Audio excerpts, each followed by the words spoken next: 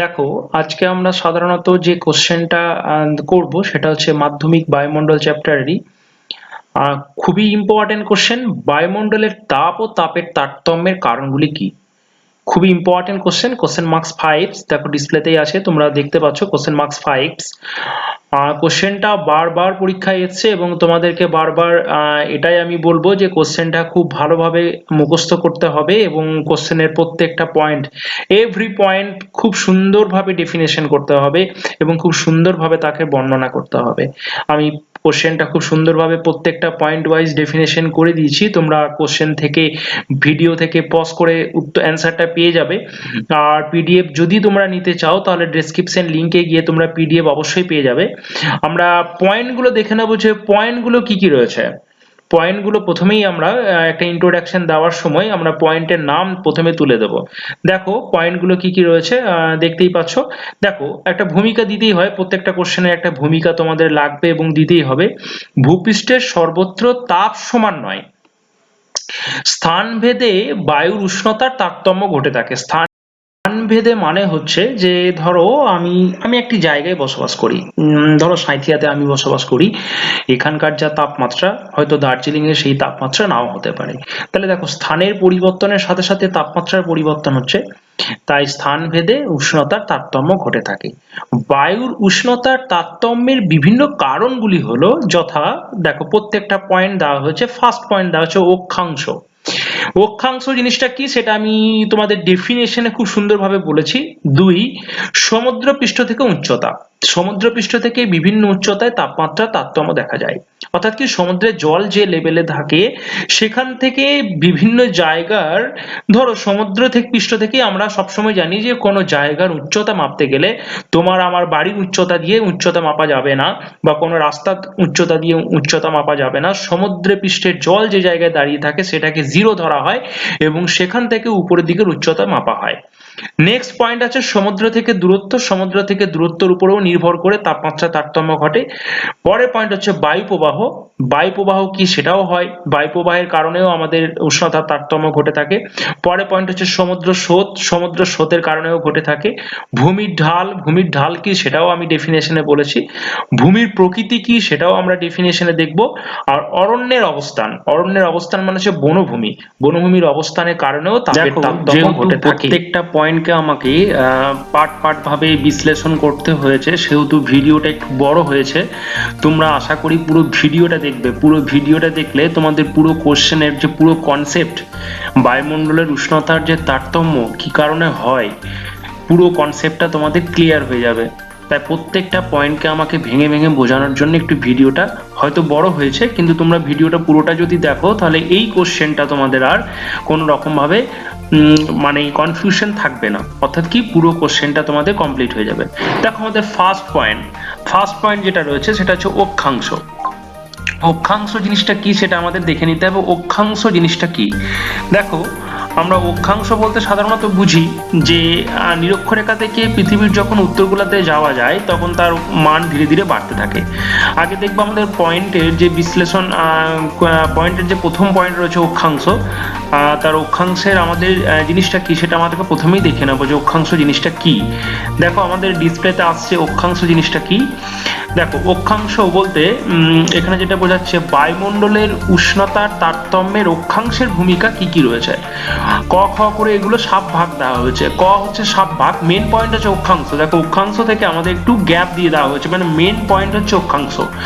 অক্ষাংশের sub point ক। দেখো এগুলো বিভিন্ন রকম ক খ ভাবে পয়েন্ট বিশ্লেষণ করা হয়েছে। সূর্যরশ্মি পৃথিবীর বায়ুমণ্ডলের উষ্ণতার প্রধান উৎস হলেও বলছে বায়ুমণ্ডলে যে আমাদের উষ্ণতা আছে সেই উষ্ণতার প্রধান উৎস হচ্ছে সূর্যরশ্মি। অক্ষাংশ অনুসারে সূর্যকিরণ ভূপৃষ্ঠে কোথাও লম্বভাবে, কোথাও সোজাভাবে, কোথাও তির্যকভাবে পড়ে, এটা তো আমরা জানি। খ, কারণ আমরা জানি যে নিরক্ষরেখায় সূর্যরশ্মি লম্বভাবে কিরণ দেয়, অর্থাৎ কি পৃথিবীর মাঝখানে নিরক্ষরেখায় সূর্যরশ্মি সারা বছর লম্বভাবে কিরণ দেয়। এই পৃথিবীর মাঝখান থেকে যত উপরের দিকে এবং নিচের দিকে যাওয়া যায় তত সূর্যরশ্মি তির্যকভাবে পড়তে থাকে।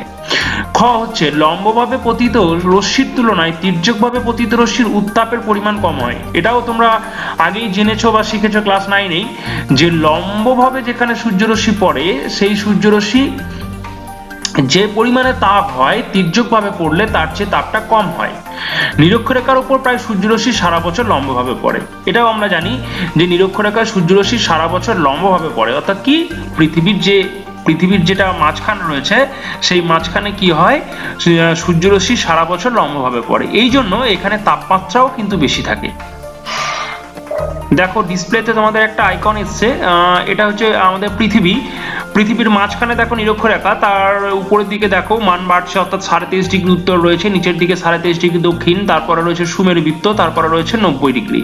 অর্থাৎ কি উত্তর গোলাতে যখন বাড়তে বাড়তে যায় তখন 90 ডিগ্রি পর্যন্ত বাড়তে বাড়তে যায়, এবং দক্ষিণ গোলাতেও ঠিক as it is same 90 degree আসে। অর্থাৎ কি নিরক্ষরেখা থেকে যত উত্তর দিকে যাওয়া যায় সূর্যরশ্মি তত তির্যকভাবে পড়তে থাকে, এবং নিরক্ষরেখা থেকে যত দক্ষিণ দিকে আসা যায় সূর্যরশ্মি ঠিক একই রকম ভাবে তির্যকভাবে পড়তে থাকে। কিন্তু তোমাদেরকে এটা জানতে হবে নিরক্ষরেখায় সূর্যরশ্মি সারা বছর লম্বভাবে কিরণ দেয়। তাহলে কি অক্ষাংশ জিনিসটা কি? এই যে নিরক্ষরেখা থেকে যে দেখো রেখাগুলো টানা হয়েছে, অক্ষরেখা ও দ্রাঘিমা রেখা একটা জায়গাতে মিট করছে, এখানে একটা মান পাওয়া যায়, এটাই হচ্ছে তার অক্ষাংশ দ্রাঘিমাংশ। ঠিক আছে, দ্রাঘিমা রেখা দিয়ে যে মানটা পাওয়া যাবে সেটা দ্রাঘিমাংশ, অক্ষরেখা দিয়ে যে মানটা পাওয়া যাবে সেটা হচ্ছে অক্ষাংশ। এছাড়াও ভিতরে অনেক ডেফিনেশন আছে, সেটা আমি বললাম না। পৃথিবীর কেন্দ্রের বিভিন্ন কোণ উৎপন্ন করে, সেই কোণের সাথে অক্ষাংশ দ্রাঘিমাংশের সম্পর্ক রয়েছে। তোমাদের ভালোভাবে বোঝার জন্য আমি আরো একটা ডিসপ্লেতে ছবি দিয়েছি। দেখো এই যে ডান দিকে যেটা দেখছো সেটা হচ্ছে পৃথিবী, আর বাঁ দিকে যেটা রেড কালার আইকন দেখছো সেটা হচ্ছে সূর্য। দেখো সূর্যরশ্মি যখন যাচ্ছে পৃথিবীর দিকে, দেখো ইকুয়েটর বলে মাঝখানে একটা লেখা রয়েছে, ইকুয়েটর। এই যে ইকুয়েটর তোমরা দেখছো, এই ইকুয়েটর হচ্ছে কি নিরক্ষরেখা বা নিরক্ষীয় অঞ্চল। দেখো এই অঞ্চলে সূর্যরশ্মি কিন্তু লম্বভাবে পড়ছে। আমরা জানি যে দেখো নিরক্ষরেখাতে, দেখো ভালোভাবে ফলো করো নিরক্ষরেখায়, দেখো আমি একটা অ্যারো গিয়ে তোমাদেরকে দেখাচ্ছি, এই জায়গাতে সূর্যরশ্মি কিন্তু সারা বছর লম্বভাবে কিরণ দেয়। এরপরে যত দেখো তির্যকভাবে উঠছে, অর্থাৎ যত উত্তর ও দক্ষিণ দিকে যাচ্ছে সূর্যরশ্মি তত কিন্তু ব্যান্ড অর্থাৎ বেঁকে যাচ্ছে, এবং কি হচ্ছে যেন তির্যকভাবে পড়ছে। তাহলে তোমাদের আশা করি নিরক্ষরেখার সাথে অক্ষাংশ বাড়ার সাথে সাথে নিরক্ষরেখা 0 ডিগ্রি মান, তারপর থেকে উত্তর এবং দক্ষিণ দিকে অক্ষাংশ বাড়ার সাথে সাথে তাপমাত্রা কমছে, কি কারণে কমছে সেটাও দেখলে। আচ্ছা, গ পয়েন্ট অবধি আমরা দেখেছিলাম, ঘ পয়েন্টে কি রয়েছে আমরা দেখব। নিরক্ষরেখা থেকে যতই উত্তর বা দক্ষিণ মেরুর দিকে যাওয়া যায় ততই সূর্যরশ্মি পৃথিবী পৃষ্ঠে তির্যকভাবে পড়তে থাকে, যার ফলে নিরক্ষীয় অঞ্চল থেকে উভয় মেরুর দিকে তাপ ক্রমশ কমতে থাকে। আশা করি কনসেপ্টটা তোমাদের ক্লিয়ার হয়েছে। নিরক্ষরেখা থেকে যতই উত্তর ও দক্ষিণ মেরুর দিকে যাওয়া যায়, এটা তোমাদের আগে আমি বলে রেখেছি, ততই নিরক্ষীয় অঞ্চল থেকে উভয় মেরুর দিকে উত্তাপ ক্রমশ কমতে থাকে। তারপরে পয়েন্ট আছে দেখবো, সাধারণত নিরক্ষরেখা থেকে উত্তর ও দক্ষিণে প্রতি 1 ডিগ্রি অন্তর, অর্থাৎ কি অক্ষরেখাগুলো প্রত্যেক 1 ডিগ্রি অন্তর সাজানো রয়েছে।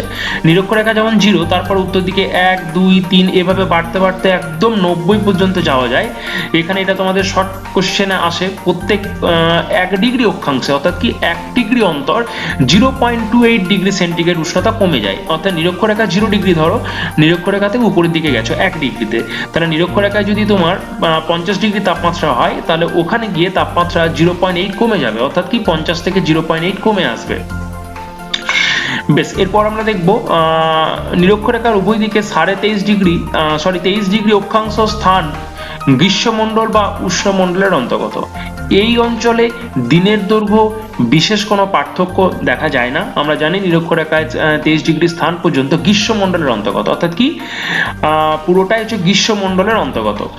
এরপর ওই যে 23 ডিগ্রি পর্যন্ত বলা হচ্ছে, এখানে কোনো রকম ঋতু পরিবর্তন হয় না, সারা বছরই গ্রীষ্মকাল থাকে। কারণ কি এখানে সূর্যরশ্মি সারা বছর লম্বভাবে কিরণ দেয়, ওটা এই পয়েন্টে বলা হয়েছে। আমরা দেখে নেব 2 নম্বর পয়েন্টে কি রয়েছে। দেখো 2 নম্বর পয়েন্টটা যেটা রয়েছে, তার সঙ্গে তোমাদের আরেকবার ডিসপ্লেতে আইকনটা এসেছে। দেখো নিরক্ষরেখায় সূর্যরশ্মি সারা বছর লম্বভাবে কিরণ দিচ্ছে, যার কারণে কি হচ্ছে এখানে সারা বছরই গ্রীষ্মকাল থাকছে। কত ডিগ্রি পর্যন্ত? 23 ডিগ্রি পর্যন্ত, এটা মাথায় রাখতে হবে। এটা গ্রীষ্মমণ্ডলে সারা বছরই গ্রীষ্মকাল থাকে। পরের পয়েন্ট কি রয়েছে, দেখো পরের পয়েন্ট রয়েছে নিরক্ষরেখার উত্তর ও দক্ষিণে 23 থেকে 66 ডিগ্রি পর্যন্ত বিস্তৃত অঞ্চল নাতিশীতোষ্ণ মণ্ডলের অন্তর্গত। অর্থাৎ কি প্রথমে আমরা 23 ডিগ্রি পর্যন্ত দেখলাম, 0 থেকে 23 পর্যন্ত, তারপর 23 থেকে 66 ডিগ্রি পর্যন্ত, 23 থেকে যে 66 ডিগ্রি পর্যন্ত অঞ্চল রয়েছে সেটি 66 ডিগ্রি অঞ্চল পর্যন্ত থাকে, এটা নাতিশীতোষ্ণ মণ্ডলের অন্তর্গত। মানে কি, এখান থেকে সূর্যরশ্মি লম্ব ভাব থেকে একটু তির্যকে পড়ছে। 23 ডিগ্রি পর থেকে কিন্তু প্রথমে আমরা 0 থেকে দেখবো, 0 থেকে 23 পর্যন্ত এখানে গ্রীষ্মমণ্ডল, সারা বছরই এখানে গ্রীষ্মকাল থাকে। তারপর 23 থেকে 66 ডিগ্রি অক্ষাংশ পর্যন্ত নাতিশীতোষ্ণ মণ্ডল। এই অঞ্চলে গ্রীষ্মে খুব একটা উষ্ণ বা শীতে খুব একটা শীতল হয় না, অর্থাৎ গ্রীষ্মকালেও খুব গরম হয় না, শীতকালেও খুব শীতল হয় না। আমাদের এই পয়েন্ট অবধি দেখলাম। আমরা তারপরে কি আছে সেটা আমরা দেখবো। 3 নম্বর পয়েন্টে কি আছে আমরা দেখবো। দেখো 3 নম্বর পয়েন্ট দেওয়া হয়েছে দুই মেরুর চতুর্দিকে, অর্থাৎ কি 66 থেকে 90। আমরা এখানে তিনটে ভাগ করলাম, 0 থেকে 23, 23 থেকে 66, 66 থেকে 90, অর্থাৎ 66 থেকে 90 ডিগ্রি অক্ষাংশ পর্যন্ত বিস্তৃত অঞ্চল হিমমণ্ডলের অন্তর্গত। হিমমণ্ডল কথার মানে হচ্ছে যে এই অঞ্চল প্রচন্ড ঠান্ডা, অর্থাৎ কি প্রচন্ড শীতল আবহাওয়া বিরাজ করে। এই অঞ্চলে সূর্যরশ্মি সারা বছরই তির্যকভাবে কিরণ দেয়। কারণ কি, কারণ আমরা জানি যে নিরক্ষরেখা থেকে একদমই উত্তর মেরু চলে এসেছি। এই অঞ্চলে সর্বত্র বছরে অন্তত একদিন আকাশে সূর্যকে দেখা যায়, মানে সূর্যকে দেখাই যায় না। কারণ কি, একদম মেরুতে দাঁড়িয়ে আমরা সূর্যকে দেখতেই পাচ্ছি না, কারণ সূর্যতে নিরক্ষরেখার সোজাসুজি অবস্থান করে, যার ফলে আকাশে মাঝে মাঝে পৃথিবী যখন রোটেট হয়, অর্থাৎ নিজের অক্ষের উপর যখন প্রদক্ষিণ করে, তখন সূর্যকে মাঝ আকাশে, কখনো মধ্য আকাশে, কখনো কখনো একদিন দেখা যায়। এই সমস্ত কারণে এই অঞ্চল অত্যাধিক শীতল থাকে। সুতরাং অক্ষাংশ অনুসারে উষ্ণতার তারতম্য ঘটে থাকে। আমরা এই পয়েন্টটাকে কপি করে নেবো। নেক্সট পয়েন্ট আমরা দেখবো। নেক্সট পয়েন্ট কি ছিল দেখো। নেক্সট পয়েন্ট হচ্ছে সমুদ্রপৃষ্ঠ থেকে উচ্চতা, অর্থাৎ কি সমুদ্রপৃষ্ঠ থেকে উচ্চতার ভিত্তিতে আমাদের বায়ুমণ্ডলের তারতম্য লক্ষ্য করা যায়। দেখো তোমাদের জন্য আমি এখানে একটি পিকচারও দিয়েছি, তোমরা পিকচারটা খুব ভালোভাবে ফলো করো। দেখো পিকচারটা খুব ভালোভাবে লক্ষ্য করো তোমরা, যে আইকনটা আছে ডিসপ্লের উপর। দেখো পাশে আমরা দেখছি সমুদ্র, যেটা 0 মিটার রয়েছে, সমুদ্রের পৃষ্ঠ 0 মিটার, ঠিক আছে, যেখানে টেম্পারেচার রয়েছে 30 ডিগ্রি সেলসিয়াসের কাছাকাছি। দেখো আমি 0 ডিগ্রি থেকে উপরের দিকে যাচ্ছি। দেখো 1000 মিটারের সঙ্গে তাপমাত্রা একটু কমে গেছে। দেখো নিচে ছিল 30, উপরে হচ্ছে 23.5 ডিগ্রি সেন্টিগ্রেড। তার উপরে আবার 1000 মিটার থেকে 2000 মিটার যাও, সেখানে দেখো 17 ডিগ্রি সেন্টিগ্রেড। 2000 থেকে 3000 মিটার যাও, 10.5 ডিগ্রি সেন্টিগ্রেড। তার মানে আমরা এটা থেকে বুঝছি যে সমুদ্র পৃষ্ঠ থেকে যত উপরের দিকে যাওয়া যায়, তাপমাত্রা তত ধীরে ধীরে কমতে থাকে। তাহলে সমুদ্র পৃষ্ঠ থেকে উচ্চতার ভিত্তি বা সমুদ্রপৃষ্ঠ থেকে দূরবর্তী অঞ্চল বলো, সমুদ্র থেকে যদি দূরবর্তী অঞ্চলে যাওয়া যায় তাহলেও তাপের তারতম্য ঘটে থাকে। কারণ আমরা জানি সমুদ্রের জল বাষ্পে পরিণত হয় এবং সমুদ্রের আশেপাশের অঞ্চলের আবহাওয়া সমভাবাপন্ন হয়। সমভাবাপন্ন কথার মানেটা হচ্ছে অনেকটা নাতিশীতোষ্ণ প্রকৃতির, না শীত না গরম। কিন্তু সমুদ্র থেকে দূরবর্তী অঞ্চলে তোমরা যদি যাও তাহলে দেখতে পাবে যে তাপমাত্রা কি হয়, তাপমাত্রা অত্যাধিক হয়, অর্থাৎ কি চরম ভাবাপন্নতে পরিণত হয়। এবার আমরা ডিরেক্টলি নোটসে আসবো। নোটসে দেখো উচ্চতা বায়ুমণ্ডলের তাপের একটি প্রধান নিয়ন্ত্রক। উচ্চতা বৃদ্ধির সঙ্গে বায়ুমণ্ডলের তাপমাত্রা হ্রাস পায়, সেটা তোমরা ছবিতেই আগেই দেখেছো।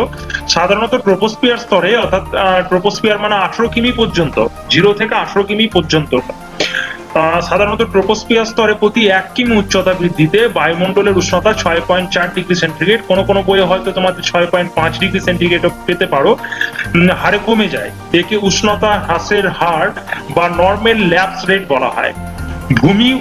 ভূমি উঁচু হওয়ার সঙ্গে সঙ্গে বায়ুমণ্ডলের উষ্ণতা কমে যাওয়ার কারণগুলি হলো, দেখো 1 নম্বর পয়েন্ট, উপরের বায়ুস্তরের ধূলিকণা কম থাকায়, মানে যত উপরের দিকে উঠবে তত বায়ুমণ্ডলের ধূলিকণা, অর্থাৎ কি আমরা জানি বায়ুমণ্ডলে সূক্ষ্ম সূক্ষ্ম ধূলিকণা থাকে, এই ধূলিকণার পরিমাণ কম হওয়ায় বায়ুস্তরে তাপ গ্রহণ করা ও সংরক্ষণ করে রাখার ক্ষমতাটাও কম হয়। অর্থাৎ কি বায়ুমণ্ডল যে তাপ ধরে রাখার ক্ষমতা বা তাপ গ্রহণ করার ক্ষমতাটাও কম হয়। দেখে নেব পরের পয়েন্ট কি আছে। দেখো উপরের বায়ুস্তর অপেক্ষাকৃত হালকা বলে এই স্তরের বায়ু সহজেই তাপ বিকিরণ করে শীতল হয়। অর্থাৎ কি ট্রোপোস্ফিয়ার থেকে যখন উপরের স্তরে যাওয়া যায় তখন কি হয়, ওই স্তর অপেক্ষাকৃত হালকা হয়ে পড়ে। হালকা হয়ে যাওয়ার কারণেই ওই স্তর সহজেই তাপ বিকিরণ করে শীতল হয়ে পড়ে। 3 নম্বর পয়েন্ট দেখবো, সূর্য কিরণ বায়ুমণ্ডলের মধ্য দিয়ে আসে, অর্থাৎ কি বায়ুমণ্ডল ভেদ করে সূর্য কিরণ আসে, কিন্তু বায়ুর সূর্যকিরণের উত্তাপ সোজাসুজি গ্রহণ করার ক্ষমতা খুবই কম। সূর্যের তাপ, মেন কথা এই পয়েন্টটা যেটা ডেফিনেশন সেটা হচ্ছে যে সূর্যের তাপ বায়ুমণ্ডল ভেদ করে আসে এবং কি ভূপৃষ্ঠকে উত্তপ্ত করে। তার মানেটা হচ্ছে ভূপৃষ্ঠ সংলগ্ন উত্তাপটা বেশি থাকে, এরপর কি হয়, তারপর তাপটা আস্তে আস্তে বিকিরিত হয়ে উপরের দিকে উঠতে থাকে। তার মানে কি, তার মানে হচ্ছে ভূপৃষ্ঠ সংলগ্ন এলাকায় উষ্ণতাটা বেশি হয়, তারপর আস্তে আস্তে আস্তে আস্তে তাপমাত্রা কমের দিকে যায়। দেখো 4 নম্বর পয়েন্ট হচ্ছে কি ভূপৃষ্ঠের উত্তাপ বা ভূপৃষ্ঠের উত্তপ্ত বাতাস হালকা হয়ে উপরে উঠে যায়। তার মানে কি নিচের বাতাসটা উপরে হঠাৎ করে উঠে যায়, তারপর কি হয় সেখানে হঠাৎ তাপমাত্রা কমে যায়। কারণ কি, ঠান্ডা বায়ুটা নিচের দিকে নেমে আসে, ঠান্ডা বায়ু অর্থাৎ ভারী বায়ুটা নিচের দিকে নেমে আসে এবং তা হঠাৎ শীতল হয়ে পড়ে। তাহলে কনসেপ্টটা আশা করি ক্লিয়ার তোমাদের এই পয়েন্টে। নেক্সট পয়েন্ট কি আছে আমরা দেখবো, নেক্সট পয়েন্ট কি আছে। দেখো পরের পয়েন্ট হচ্ছে উষ্ণতার বৈপরীত্য, অর্থাৎ কি তোমাদের মাধ্যমিকের বইয়ে থাকবে বৈপরীত উত্তাপ। আমরা সাধারণত উষ্ণতার ধর্ম জানি যে সাধারণ নিয়ম অনুসারে ভূপৃষ্ঠের উচ্চতা বৃদ্ধির সাথে সাথে উষ্ণতা কমতে থাকে। কত কমে সেটাও জানি আমরা, প্রত্যেক 1000 মিটার অর্থাৎ 1 কিমি উচ্চতায় 6.4, কোনো কোনো বইয়ে 6.5ও থাকে, উষ্ণতা কমতে থাকে। কিন্তু কখনো কখনো উষ্ণতা উচ্চতা বৃদ্ধির সাথে সাথে কি হয়, উষ্ণতা না কমে কখনো কখনো বেড়ে যায়।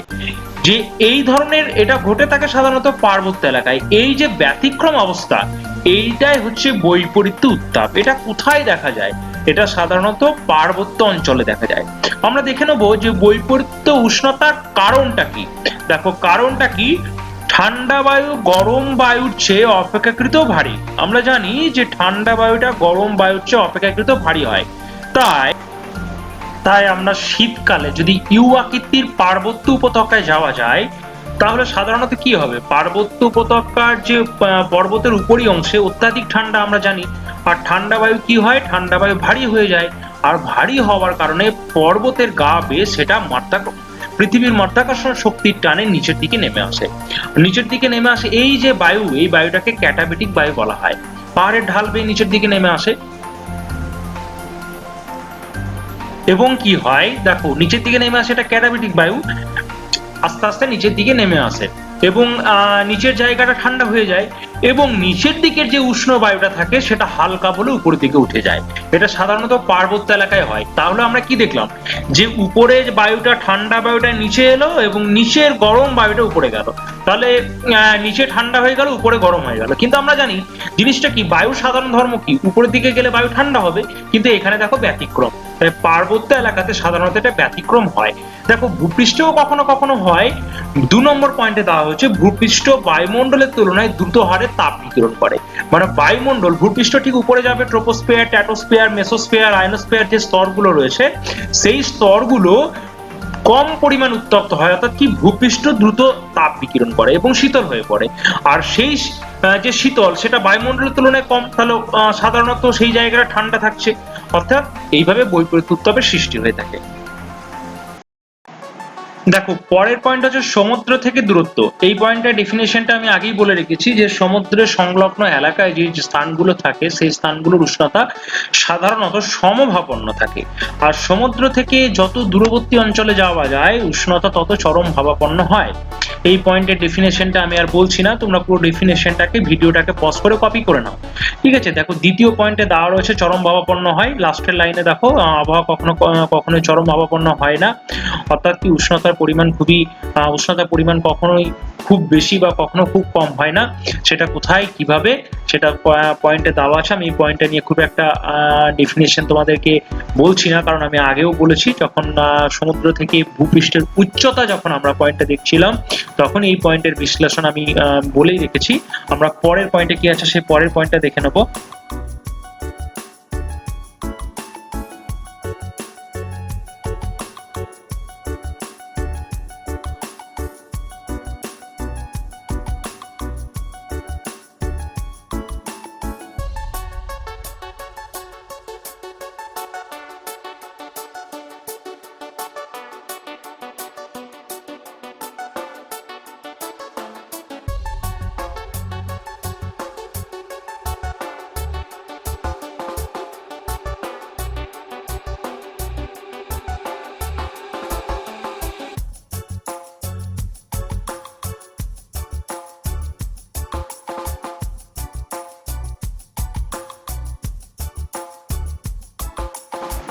দেখো পরের পয়েন্ট আমরা দেখবো, পরের পয়েন্টটা খুব ইম্পর্টেন্ট, বায়ু প্রবাহ। যদিও খুব সহজ পয়েন্টটা, সিম্পল ব্যাপার, যে দেশের উপর দিয়ে উষ্ণ বায়ু প্রবাহিত হয় সেই দেশের তাপমাত্রা বেশি হয়, আবার যেই দেশের উপর দিয়ে শীতল বায়ু প্রবাহিত হয় সেই দেশের তাপমাত্রা সাধারণত কম হয়।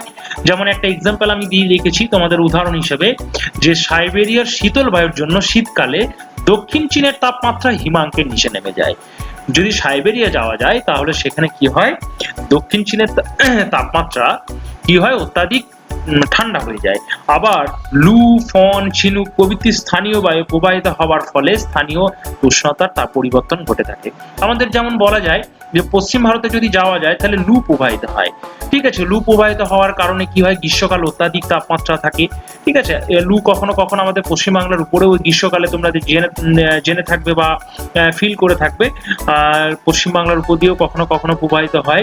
এছাড়াও আধি প্রবাহিত হয় ধুলির ঝড়, সেটা রাজস্থানের পশ্চিম ভারতেই একমাত্র প্রবাহিত হয়। আমরা দেখবো পরের পয়েন্ট কি রয়েছে। দেখো পরের পয়েন্ট রয়েছে সমুদ্র স্রোত। এটাও একটা ইম্পর্টেন্ট পয়েন্ট, সমুদ্র স্রোত। দেখো বায়ুর তাপমাত্রার উপর সমুদ্র স্রোতের প্রভাব পরিলক্ষিত হয়। উষ্ণ স্রোতের প্রভাবে বায়ুর উষ্ণতা বৃদ্ধি পায়। স্রোতের বিভিন্ন রকম ভাগ হয়। তোমরা বায়ুমণ্ডল চ্যাপ্টারে গিয়ে পড়বে, তোমাদের মাধ্যমিক সিলেবাসে আছে বায়ুমণ্ডল একটি চ্যাপ্টার, সেই চ্যাপ্টারে গিয়ে পড়বো সমুদ্র স্রোতের বিভিন্ন রকম ভাগ হয়, একটা উষ্ণ স্রোত একটা শীতল স্রোত। তাহলে উষ্ণ স্রোত মানে গরম স্রোত, শীতল স্রোত মানে ঠান্ডা স্রোত। আবার শীতল স্রোতের প্রভাবে তাপমাত্রা হ্রাস পায়। যেমন একটা উদাহরণ দেওয়া আছে, দেখো উষ্ণ উত্তর আটলান্টিক স্রোতের প্রভাবে, উষ্ণ উত্তর আটলান্টিক স্রোত একটা নাম, সেই স্রোতের প্রভাবে সেটা ব্রিটিশ দ্বীপপুঞ্জের পাশ দিয়ে প্রবাহিত হয়। ব্রিটিশ দ্বীপপুঞ্জ এবং পশ্চিম ইউরোপীয় তাপমাত্রা বৃদ্ধি পেয়েছে। আবার শীতকালে প্রচন্ড ঠান্ডার হাত থেকে ওখানকার দেশগুলিকে রক্ষা পেয়েছে। মানে ওই স্রোতটা যদি প্রবাহিত না হতো তাহলে ওই দেশে শীতকালে প্রচন্ড ঠান্ডা হতো। কিন্তু শীতল ল্যাব্রাডর স্রোতের প্রভাবে আবার কি হয়, ওই উপকূলে বরফ জমে যায়। তাহলে দুটো স্রোতের ডিফারেন্ট, আমরা দেখতে পাচ্ছি দুটো স্রোত ডিফারেন্ট কাজ করছে। একটা কখনো ওই দেশকে প্রচন্ড পরিমাণে শীতের হাত থেকে রক্ষা করছে, আবার কখনো কি করছে, ওই দেশেই শীতল ল্যাব্রাডর স্রোত প্রচন্ড পরিমাণে ঠান্ডার কারণে উপকূলবর্তী অঞ্চলে বরফের সৃষ্টি করছে। আবার কি হয়, উভয় স্রোতের মিলনে কখনো কখনো কুয়াশা বা কুজ্ঝটিকা বলে একটা জিনিস হয়, কুজ্ঝটিকা, সেটা এখানে দেওয়া নেই। কুয়াশা বা কুজ্ঝটিকার সৃষ্টি হয় এবং উভয় স্রোতের মিলনে কি হয়, তোমরা এটাও জেনে রাখো, উষ্ণ স্রোত আর শীতল স্রোতের মিলনে কখনো কখনো কি হয়, প্ল্যাঙ্কটনের সৃষ্টি হয়। আর প্ল্যাঙ্কটনের কারণে সেই জায়গাতে মগ্নচড়ার সৃষ্টি হয়। তাহলে সমুদ্র স্রোত একটা ইম্পর্টেন্ট পয়েন্ট আমরা দেখে নিলাম, সমুদ্র স্রোত। আমরা দেখে নেব পরের পয়েন্ট কি রয়েছে। দেখো পরের পয়েন্ট আমরা কি রয়েছে, সে পরের পয়েন্ট আমরা দেখবো। দেখো ভূমির ঢাল, এটা একটা ইম্পর্টেন্ট পয়েন্ট। যতগুলো পয়েন্ট রয়েছে সবগুলো ইম্পর্টেন্ট, কোনো পয়েন্ট মিস করে যাবে না বা কোনো পয়েন্ট স্কিপ করে যাবে না। আমি চাইবো তোমরা পুরো ভিডিওটা, হয়তো ভিডিওটা একটু বড় হয়েছে কিন্তু এটা আমি তোমাদের জন্যই, বিশেষ করে মাধ্যমিকের যারা স্টুডেন্ট রয়েছে বা মাধ্যমিকের যারা ক্যান্ডিডেট রয়েছে, যারা মাধ্যমিক পরীক্ষা দেবে এবছর, তাদের জন্য ভিডিওটা বিশেষ করে বানিয়েছি। সেক্ষেত্রে আমি চাইবো যে পুরো ভিডিওটা এবং প্রত্যেকটা পয়েন্ট খুব সুন্দরভাবে দেখো এবং প্রত্যেকটা পয়েন্টকে তোমরা রিয়েলাইজ করো যে কিভাবে বায়ুমণ্ডলের তাপমাত্রার পার্থক্য ঘটছে, কি কি কারণ বা নিয়ন্ত্রকগুলো কি কি। এগুলো হচ্ছে নিয়ন্ত্রক। ভূমির ঢাল একটা নিয়ন্ত্রক। দেখো ভূমির ঢাল বলতে অ্যাকচুয়ালি বোঝায় যে কোন একটা পাহাড় বা পর্বত রয়েছে, সেই পাহাড় বা পর্বতের প্রতিবাদ ঢাল অনুবাদ ঢাল তোমরা আগেই পড়েছো। একটা প্রতিবাদ ঢাল হয়, একটা অনুবাদ ঢাল হয়, এবং পর্বতের ঢালগুলোর উপর ডিপেন্ড করে সূর্যের আলো পতন কোণ ঘটে। পতন কোণটা তারতম্য ঘটে, অর্থাৎ কি কখনো কখনো কোনো ঢালের উপরে লম্বভাবে পড়ে, কখনো কখনো তির্যকভাবে পড়ে। এই পয়েন্টটা নিয়ে খুব একটা আমি ডিসকাশন করবো না। পয়েন্টটা তোমরা রয়েছে এখান থেকে তোমরা আগেও পড়েছো, যে জায়গাতে লম্বভাবে পড়ে সেই জায়গাতে সূর্যরশ্মি অত্যাধিক লম্বভাবে পড়ার কারণে সূর্যরশ্মি কি হয়, তাপমাত্রা বেশি ঘটে। অর্থাৎ কি ভূমির ঢাল যে জায়গাতে সূর্যের লম্বভাবে পতিত হয় সেই জায়গাতে তাপমাত্রা বেশি হয়, আবার যে জায়গায় তির্যকভাবে পতিত হয় সেখানে তাপমাত্রা কম হয়। সিম্পল ব্যাপার, এটা আমি বহুবারই বলেছি এবং অনেকবারই ডিসকাশন করেছি। তোমরা এটা দেখে নাও, পুরো পয়েন্টটাকে পজ করে কপি করে নাও। দেখো পরের পয়েন্ট কি রয়েছে, পরের পয়েন্ট আমরা দেখে নেবো। পরের পয়েন্ট কি রয়েছে, ভূমির প্রকৃতি, পরের পয়েন্ট রয়েছে ভূমির প্রকৃতি। দেখো, শুকনো বালি বা পাথুরে জমি সূর্যের তাপ সহজে উত্তপ্ত হয়ে পড়ে। আমরা জানি বালি খুব সহজেই উত্তপ্ত হয়, আবার খুব সহজেই শীতল হয়ে যায়। সেই জন্য এখানে বলা হয়েছে যে খুবই সহজে উত্তপ্ত হয়ে ওঠে, আবার দ্রুত তাপ বিকিরণ করে সহজে শীতল হয়ে পড়ে। ফলে যেখানে দিন ও রাত্রে, শীত ও গ্রীষ্মের তাপমাত্রা পার্থক্য বেশি হয়। এটা তো স্বাভাবিক ব্যাপার, বুঝতেই পারছো যে গ্রীষ্মকালে বালি যে জায়গা রয়েছে বা কাঁকুড়ে যে জায়গাগুলো রয়েছে, কাঁকুড়ে মানে পাথরে যে জায়গাগুলো, সেই জায়গাগুলো দিনে প্রচন্ড পরিমাণে গরম হবে, আবার রাত্রে শীতল হয়ে যাবে। কিন্তু ভূমির বয়স, দেখো ভূমির সরস এখানে যেসব ভূমি সরস পলিমাটিতে গড়া, সরস পলিমাটিতে মানে হচ্ছে কি, যে জায়গাটা কেবলমাত্র পলিমাটি দিয়ে গড়ে উঠেছে, অর্থাৎ কি সেখানে বালি এবং পাথরের পরিমাণটা কম। পলিমাটিতে গড়া বা যেখানে জলাভূমি আছে, সেখানকার ভূমি ধীরে ধীরে উত্তপ্ত হয় এবং শীতল হয়, উত্তপ্তও হয় ধীরে ধীরে এবং শীতলও হয় ধীরে ধীরে। সেই জন্য বায়ুর তাপের পরিবর্তন ঘটে থাকে। সিম্পল ব্যাপার, যে জায়গাতে বালি এবং পাথর রয়েছে সেই জায়গা অতিরিক্ত গরম হবে এবং খুব তাড়াতাড়ি গরম হবে, এবং রাত্রে কি হবে, খুব তাড়াতাড়ি ঠান্ডা হবে। তাহলে কি হবে, দিন এবং রাতের তাপের তারতম্যটা বেশি, মানে হঠাৎ করে দিন আর রাতের মধ্যে তাপের তারতম্যটা বেশি হবে। কিন্তু যে জায়গাতে পলিমাটি রয়েছে সেখানে হবে না। সিম্পল ব্যাপার। পরের পয়েন্ট কি রয়েছে, পরের পয়েন্ট আমরা দেখবো, এই পয়েন্টগুলোকে তোমরা প্রত্যেকটাই কপি করবে। পরের পয়েন্ট আমরা দেখবো, পরের পয়েন্টটাও দেখো। পরের পয়েন্ট রয়েছে অরণ্যের অবস্থান। অরণ্য কখনো কখনো তাপের তারতম্য তাপের তারতম্য গড়ে তোলে। কি কারণে সেটা দেখো। ভূমির উপর অরণ্য থাকলে ভূমি আর্দ্র হয়। আমরা জানি যে ভূমির উপরে যদি গাছ লাগানো থাকে তাহলে কি হবে, মাটি আর্দ্র হবে, মাটি স্যাঁতসেঁতে হবে। ফলে বায়ু দ্রুত উত্তপ্ত বা শীতল হতে পারে। তাহলে কি হবে, ফলে বায়ু দ্রুত উত্তপ্ত বা শীতল হতে পারে না। তাছাড়া মাটি থেকে গাছ যে রস টেনে নেয়, অর্থাৎ কি, রস মানে হচ্ছে মাটি থেকে গাছ যে পরিমাণে জল সংগ্রহ করে, সেই রস মানে হচ্ছে জল বাষ্পের আকারে পাতা থেকে বেরিয়ে আসে, মানে গাছ বাষ্পীভবন করে। বাষ্পীভবন করে কি হয়, বাষ্পীভবন করে বায়ুমণ্ডলে জলীয় বাষ্পের পরিমাণকে বাড়িয়ে দেয়। এই জলীয় বাষ্প আবার কি করে, জলীয় বাষ্প বৃষ্টিপাত ঘটাতে সাহায্য করে, আর বৃষ্টিপাতের ফলে তাপমাত্রা হ্রাস পায়। এইভাবে অরণ্যের অবস্থান প্রত্যক্ষ ও পরোক্ষভাবে বায়ুর তাপমাত্রার উপর প্রভাব বিস্তার করে। আমরা একটা ছবিও দেখে নেবো, ছবিটা খুব ইম্পর্টেন্ট ছবি, তোমরা দেখে নাও যে গাছ থেকে কিভাবে তাপের তারতম্য ঘটছে। আমরা ছবিটা দেখে নেবো, ছবিটা কেমন।